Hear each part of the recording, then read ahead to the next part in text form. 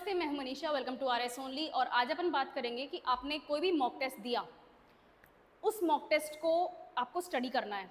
अब हमेशा मैंने यही बोला कि भाई एनालाइज करो, देखो आप कहाँ कमी छोड़ रहे हो, कोई क्वेश्चंस अच्छे होते हैं उनको कैसे रिवाइज करना है, टॉपिक्स को कोई अटेम्प्ट नहीं कर पा रहे हो, करके गलत कर रहे हो, लॉजिकली अप्रोच कर रहे हो, उनको कैसे ये तो अपन ने किया। लेकिन इस क्रिया तक पहुंचने के लिए भी एक प्रोसेस है, and that is to analyse how you have attempted, how you have performed in the test. वो एनालिसिस कैसे करेंगे मैं आज आपको सिखाती हूँ। कोई भी मॉक टेस्ट दे रहे हो, चाहे आर एस ओनली के मॉक टेस्ट दे रहे हो, चाहे मार्केट से आपने फ्री मॉक टेस्ट लिए हो, कुछ भी किया हो, टेस्ट को एनालाइज जरूर करो। आपको पता चल गया 150 क्वेश्चंस हैं, मैंने 70 क्वेश्चन अटेम्प्ट किए, 62 मेरे सही हो गए, बढ़िया चल रहा है अपना, बढ़िया, वेरी गुड। पहली बात तो अच्छी बात है, अभी भी अगर आपका वो स्टेज है इस वक्त तो आप अच्छा कर रहे हो, अच्छी पढ़ाई कर रहे हो।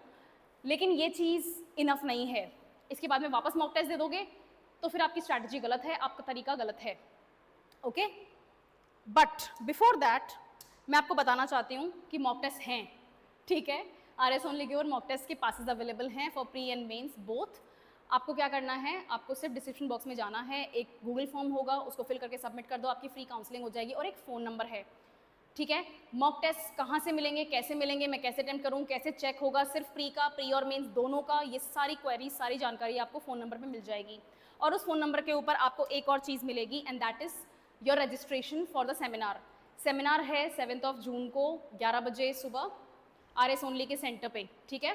क्या करना है आपको, यहाँ पे क्वेश्चंस पूछने हैं कि मैम 6 महीने बचे हैं, ठीक है। मेरे अलावा एक्चुअली मेंटर्स प्रेजेंट होंगे, I am just an educator over here, but आपको मेंटर्स प्रेजेंट होंगे, उनसे आपको क्वेश्चन पूछना है कि देखो हमारे पास में 6 महीने बचे हैं, इन 6 महीनों में मुझे सब्जेक्ट्स की प्रिपरेशन भी करनी है, मुझे रिविजन भी करना है, मुझे नोट्स भी बनाने हैं, शॉर्ट नोट्स बनाने हैं, राइटिंग प्रैक्टिस करनी है, मॉक टेस्ट देना है, इंप्रूवमेंट भी लाना है। तो मैं इतने टाइम में इतना सब कुछ कैसे करूं? आपका टाइम मैनेजमेंट हो गया, सब्जेक्ट मैनेजमेंट हो गया, सब्जेक्ट की प्रायोरिटीज़ हो गई, टॉपिक्स हो गए, ये सारी चीज़ें आपको सारे क्वेश्चंस के आंसर्स यहाँ मिल जाएंगे। तो फ़ोन नंबर पे जाओ, कॉल करो, रजिस्ट्रेशन करवाओ, ठीक है। आर एस ओनली सेंटर पे सुबह 11 बजे 7 जून को, राइट। अब अपन आते हैं अपने प्राइमरी क्वेश्चन के ऊपर कि मॉक टेस्ट को आखिर एनालिसिस उसका करना कैसे है। एनालिसिस का मतलब क्या होता है? किसी भी चीज़ के आप प्रोज एंड कॉन्स को स्टडी कर रहे हो कि भाई ये रिजल्ट आया है तो ये अच्छा है या बुरा है, अच्छा है तो क्यों अच्छा है, मैंने क्या बेस्ट किया था, इससे बेस्ट कैसे कर सकता हूँ, कर सकती हूँ, और अगर बुरा है तो मुझे कहाँ इंप्रूवमेंट करना है, कैसे करना है, और मैं क्या एक्टिविटीज़ कर सकता हूँ या कर सकती हूँ कि मुझे इसमें इंप्रूवमेंट देखने को मिले। बहुत सिंपल सी चीज़ है। कोई भी मॉक टेस्ट अटेम्प्ट करते हो, उस मॉक टेस्ट में आपको तीन चीज़ें देखने को मिलेंगी। फर्स्ट आपको देखने को क्या मिलेगा? फर्स्ट चीज़ जो आपको देखने को मिलेगी वो होगी आपके करेक्ट क्वेश्चंस, जिसको आपको अटेम्प्ट किया, जिसको आपने, जैसे कैटेगरी ए, ठीक है, कैटेगरी बी, और यहां पे है कैटेगरी सी। लाइन वाइज आएंगे, डोंट वरी अबाउट इट। पहली कैटेगरी में आपके वो क्वेश्चंस हैं जिन क्वेश्चंस को आपने देखा, आपको उसका आंसर आता है, चाहे आपको ऑप्शंस को देखने की भी जरूरत ना पड़े, ऑप्शन को देखा, ऑप्शन को नहीं देखा, आपको उसका आंसर आता है और वो आंसर सही है। ये है कैटेगरी ए। कैटेगरी 1 जो भी बोलना चाहो, इसको एनालाइज करने के लिए आपको स्टडी करने की जरूरत नहीं है, आपको इन टॉपिक्स का पता है। कभी कभी क्वेश्चन बाई चांस हमें पता होता है, लेकिन कभी कभी हमारी पढ़ाई का हमें क्वेश्चन पता होता है। फॉर एग्जाम्पल, अगर मैं एनसीईआरटी से क्वेश्चन उठाती हूँ कि इंडिया का डीपेस्ट पोर्ट कौन सा है, the answer is Visakhapatnam port, ठीक है। ये पॉइंट मुझे समझ में आए चाहे ना आए, मुझे ये पॉइंट माइंड में चिपका हुआ है, गढ़ा हुआ है, मुझे पता है एनसीईआरटी में से है क्लास 7 का, ये मैम मुझे आता है। ये क्वेश्चन आपके कैटेगरी 1 में फॉल करेगा, ठीक है। इनके एनालिसिस में आपको कोई बहुत डीप स्टडी करने की जरूरत नहीं है, ये टॉपिक्स, ये क्वेश्चंस आपको आते हैं। Next category B. Category B में वो क्वेश्चंस आते हैं जिनको आपने या तो लॉजिकली अप्रोच किया, ठीक है, या फिर इनको बाय एलिमिनेशन मेथड यूज करके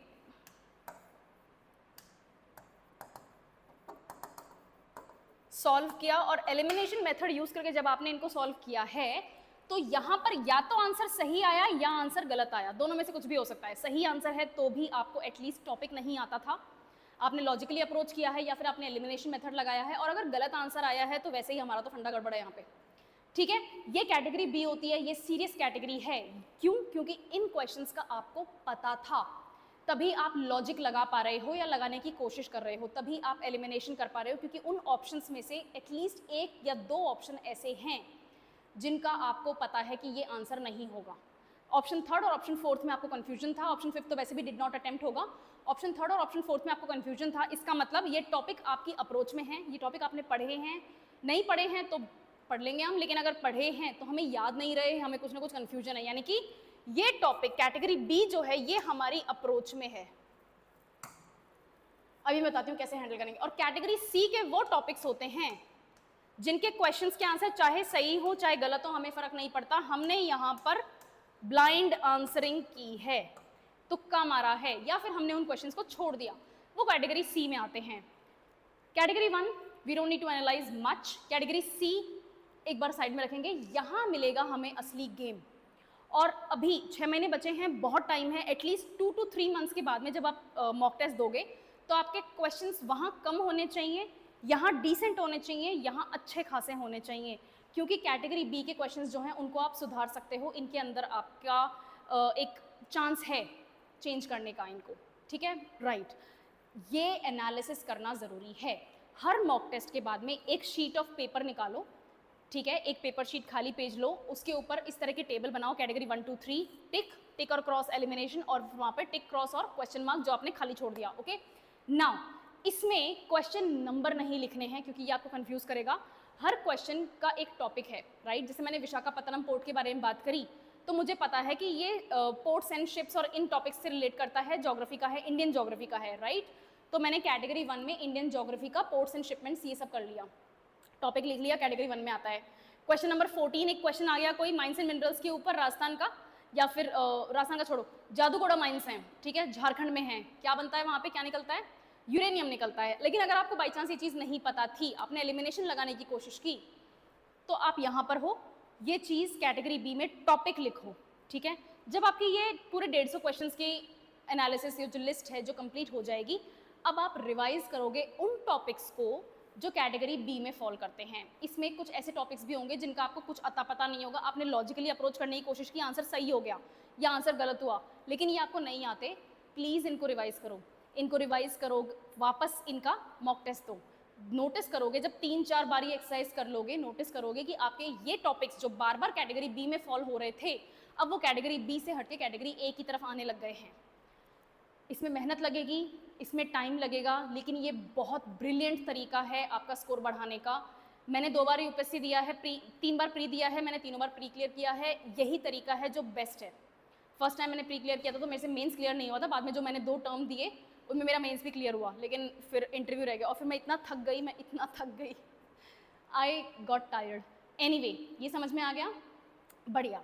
category A, category B, category C. Category A में वो टॉपिक्स हैं जो आपको आते हैं, आपने सही करे। कैटेगरी बी में वो टॉपिक्स हैं जो आपको आते नहीं हैं, आपने पढ़े हैं, आपको पता है, लेकिन उनका आंसर आप लॉजिकली या एलिमिनेशन मेथड यूज करके अप्रोच करना चाहते हो। आंसर सही हो सकता है, गलत हो सकता है, कुछ भी हो सकता है। कैटेगरी सी, तुक्का मारा है या फिर आंसर को छोड़ दिया है। अगर छोड़ दिया है तो वैसे ही ब्लैंक क्वेश्चन है, और अगर तुक्का मारा है तो तुक्का मारा है तो आंसर सही भी हो सकता है, गलत भी हो सकता है, फिर भी वो कैटेगरी सी में आएंगे क्योंकि आपको उसका बिल्कुल पता नहीं था। जब आप कैटेगरी बी को रिवाइज कर चुके हो, 3-4 बार मॉक टेस्ट दे चुके हो और आपने देखा है कि आपका स्कोर इंप्रूव होने लग गया है, मेरे एक क्वेश्चंस कैटेगरी ए में शिफ्ट होने लग गए हैं, तो बाद में हम फोकस करेंगे कैटेगरी सी के ऊपर। और आज से ही प्रैक्टिस करो, आपका एक भी मैथ्स और रीजनिंग का क्वेश्चन कैटेगरी बी या सी में नहीं होना चाहिए। आपके मैथ्स और रीजनिंग के सारे क्वेश्चंस कैटेगरी ए में होने चाहिए। 20 क्वेश्चंस होते हैं, आपको 20 क्वेश्चंस होते हैं मैथ्स और रीजनिंग के। अब मैं आपको 2 चीज़ें बताती हूँ। पिछली बार कितनी वैकेंसीज थी? लगभग 1000 के आसपास पोस्ट थी, वैकेंसीज थी। इस बार 600 वैकेंसीज है, 607 वैकेंसीज हैं, राइट। पिछली बार वैकेंसी ज़्यादा थी, टाइम कम था, और प्रिपरेशन के बाद में जब हमने देखा कि प्री का रिजल्ट क्या आया तो हमारे पास में जनरल मेल कैटेगरी 71 मार्क्स की आई। इस बार टाइम ज़्यादा है, वैकेंसीज कम है, कंपटीशन बढ़ेगा, आपका कट ऑफ ऊपर जाएगा।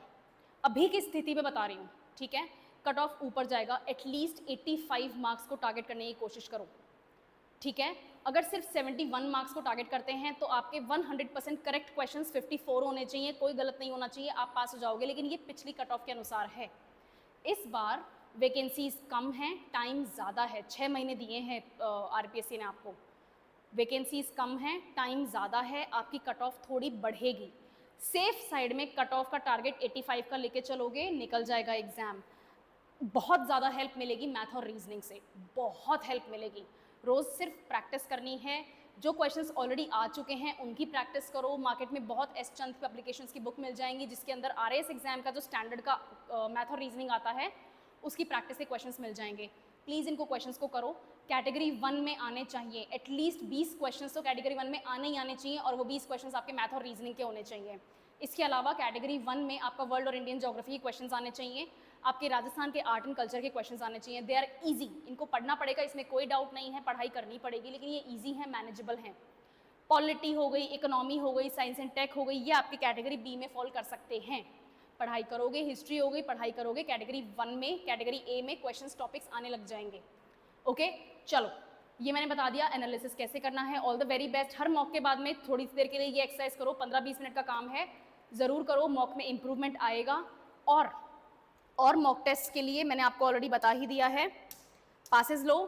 All the very best with your studies. और कोई क्वेश्चन होता है तो सेमिनार में मिलो, मैं खुद भी प्रेजेंट होंगी, यहाँ पर मेंटोर्स भी प्रेजेंट होंगे। कोई भी क्वेश्चन होता है you can fire it away at us. Okay, thank you so much for attending the session and good luck.